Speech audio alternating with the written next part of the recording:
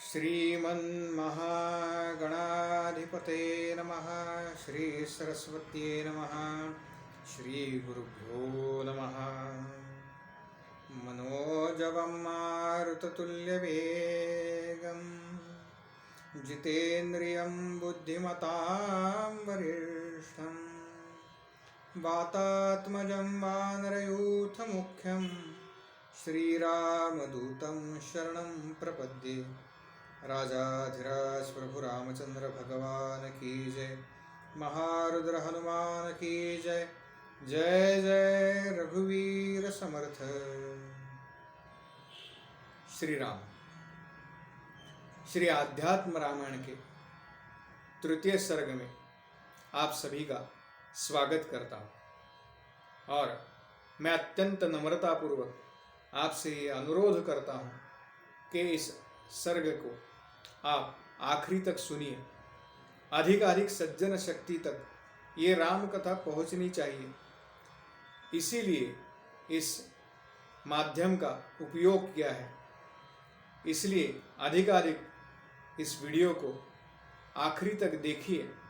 अधिक लोगों के साथ ये पहुँचे, ये जुड़ जाए। इसलिए इस वीडियो को लाइक कीजिए और आपके इस चैनल को आप सब्सक्राइब कीजिए, क्योंकि यह राम कथा ऐसी कथा है जो हमें जीवन में निश्चित ध्येय दिखाती है। किस मार्ग पर हमें चलना है, हमें किसका अनुकरण करना है, यह राम कथा हमको बताती है। इसीलिए आपको एक बार फिर से विनती करता हूँ, कम से कम दिन में 100-150 लोग इसको देख रहे हैं, लेकिन अभी तक उन्होंने इस चैनल को सब्सक्राइब नहीं किया है। यह चैनल मेरा नहीं है, यह चैनल आपका है, क्योंकि सज्जन शक्ति अगर एक हो जाए तो वो क्या कर सकती है, तो वो राम मंदिर का निर्माण कर सकती है। यह उदाहरण आपके सामने है और यह राम कथा अधिक सज्जन शक्ति तक पहुँचे, यही मेरा प्रयास है।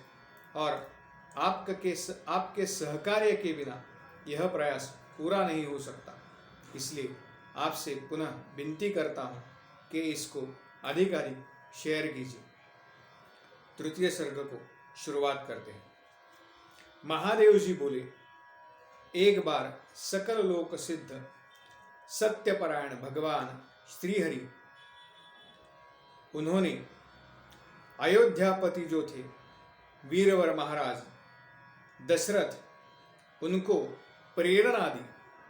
और दशरथ जी महाराज, जिनको पुत्र नहीं था, वो अत्यंत दुखित होकर अपने कुल के आचार्य गुरुवर वशिष्ठ जी के पास गए और उनको प्रणाम किया, साक्षात साष्टांग प्रणिपात किया और उनसे कहा, हे स्वामी, यह बात बताइए कि मेरे सर्व सुलक्षणों से संपन्न पुत्र किस प्रकार से मुझे हो सकता है, क्योंकि बिना पुत्र के यह संपूर्ण राज्य मुझे दुखरूप महसूस हो रहा है। तब राजा को वशिष्ठ जी ने कहा, हे राजन, तुम्हें साक्षात दूसरे लोकपालों के समान अत्यंत सामर्थ्यवान 4 पुत्र होंगे, लेकिन उसके लिए तुम शांता के पति तपोघन ऋष्यशृंग को बुलाकर शीघ्र ही उनसे पुत्रेष्टि नाम का जो यज्ञ है उसका अनुष्ठान करो। राजा ने वशिष्ठ जी की आज्ञा से कहकर मुनिवर जो ऋष्यशृंग थे उनको बुलाया और अपने मंत्रियों के सहित पवित्र होकर उन मुनिजनों की सहायता से इस यज्ञ के अनुष्ठान को आरंभ किया। यज्ञ अनुष्ठान के समय अग्नि में श्रद्धापूर्वक आहुति देने पर उस तप्त सुवर्ण के समान दैदीप्यमान हव्य वाहन भगवान अग्नि अपने हाथ में एक स्वर्ण पात्र है और उस स्वर्ण पात्र में अत्यंत पवित्र श्रेष्ठ देवताओं से बनाई हुई पायस है। वह अग्नि नारायण बोलने लगे, हे राजन, यह देवताओं की बनाई हुई पुत्रदायिनी दिव्य पायस खीर है।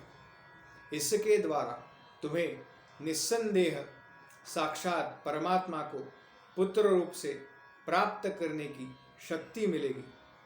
ऐसा कहकर और वह खीर राजा को देकर अग्नि नारायण अंतर्धान हो गए। तदनंतर राजा ने सकल मनोरथ और अत्यंत विनम्रता से मुनि श्रेष्ठ वशिष्ठ जो है उनकी और ऋष्यशृंग ऋषि की चरण वंदना की। उन दोनों की आज्ञा से बहुत ही सावधानी से वह हवि अपनी महारानी कौसल्या और कैकेयी में आधी आधी बांट दी।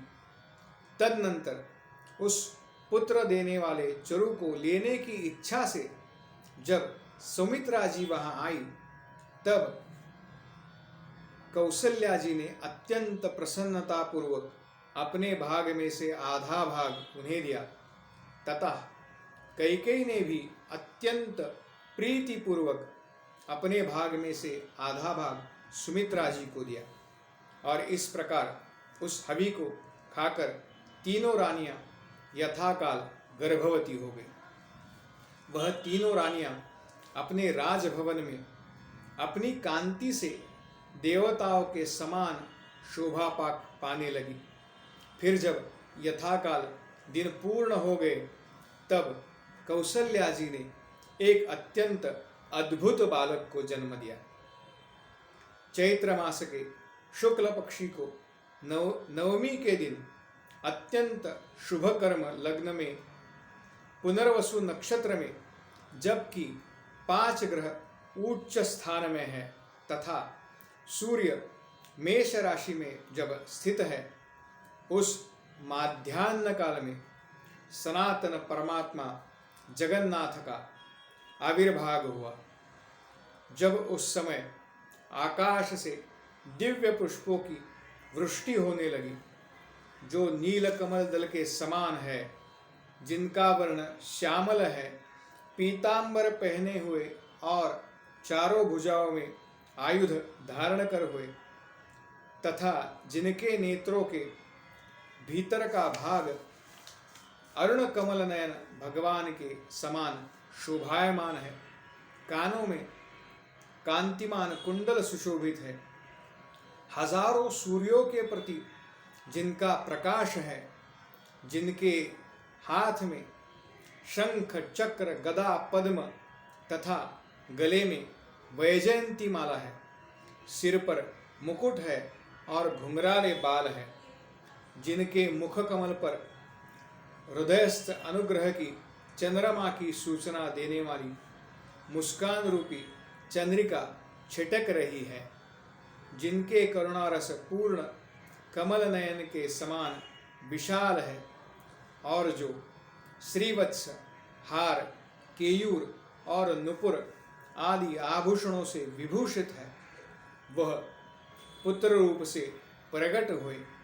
उन परमात्मा को देखकर कौसल्या जी अत्यंत विस्मय से व्याकुल हो, नयनों से आनंदाश्रु आ रहे हैं और अपने हाथ जोड़कर उस भगवान को कौसल्या जी ने प्रणाम किया। और कौसल्या जी बोली, कौसल्या जी ने भगवान को कहा, ये क्या कहा, यह सुनने के लिए आपको थोड़ा इंतज़ार करना पड़ेगा। कौसल्या जी भगवान से क्या बोली, यह आप अगले वीडियो में सुनेंगे। तब तक के लिए मेरी प्रार्थना है, आपसे एक बार पुनः विनती है कि अधिक लोगों तक इस अध्यात्म रामायण की कथा पहुँचे, इसलिए इसे लाइक कीजिए, शेयर कीजिए और अभी तक अगर आपने आपके इस चैनल को सब्सक्राइब नहीं किया तो सब्सक्राइब कीजिए। अधिक युवा पीढ़ी तक, अधिक सज्जन शक्ति तक यह आध्यात्म रामायण की कथा पहुँचे, इसलिए ये प्रयास है। और हमें ये बात पता है कि अगर राम सेतु को खड़ा करना है तो हमें छोटे छोटे पत्थर उठाने हैं और उस राम सेतु को पूर्ण करना है। अगर हम उस राम सेतु को पूर्ण करने में कामयाब हो गए तो शायद हम ये कह सकेंगे कि हाँ, हम भी उस राम सेतु का एक भाग है। इसलिए आप सभी से पुनः प्रार्थना करता हूँ कि अधिक लोगों तक यह आध्यात्म रामायण की कथा पहुँचाए। तब तक के लिए राजाधिराज प्रभु रामचंद्र भगवान की जय, महारुद्र हनुमान की जय। जय जय रघुवीर समर्थ।